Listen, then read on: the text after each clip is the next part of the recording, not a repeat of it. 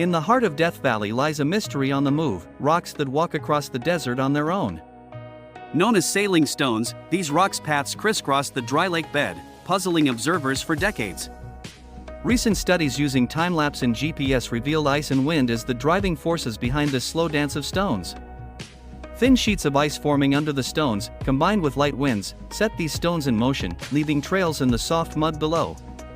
While partly unraveled, the sailing stones of Death Valley continue to inspire awe and wonder. What other secrets does our planet hide?